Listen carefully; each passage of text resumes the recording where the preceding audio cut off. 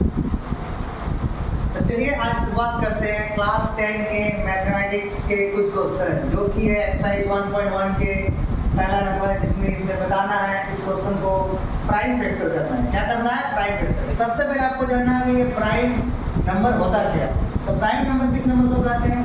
जो सिर्फ एक और अपने आप से डिवाइड होते हैं उसे प्राइम नंबर कहते हैं। सबसे पहले इसका हम लोग प्राइम फैक्टर करेंगे। सबसे पहले सबसे छोटा सबसे स्मॉल प्राइम फैक्टर क्या होता है? वो होता है 2। सबसे पहले 2 से इसे हम लोग डिवाइड करेंगे। 2 का टेबल में कितना हो जाएगा? 70 में। फिर ये 2 से करेंगे 35। इसके बाद देखिए, इसके बाद आता है 3, लेकिन 3 जो है 35 से डिविजिबल नहीं है, इसलिए हम लोग यहाँ पर क्या लेंगे? 5 का टेबल में ये 7 बार में कट जाएगा।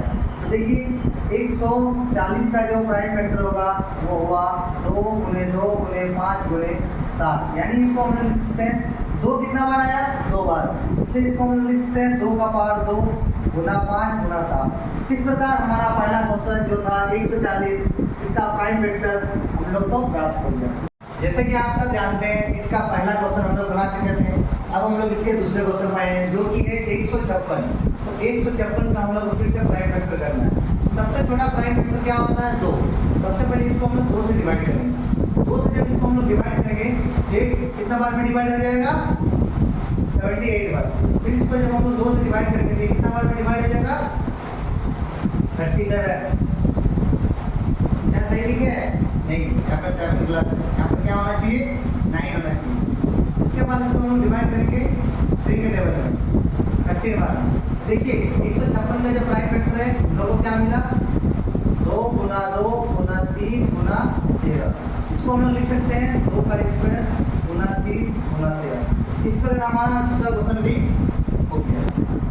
तो चलिए अब तीसरे क्वेश्चन पे हम लोग आ गए हैं। इसका भी हम लोग को क्या करना है? प्राइम फैक्टर करना है। सबसे पहले देखिए, चलिए इसका प्राइम फैक्टर करते हैं।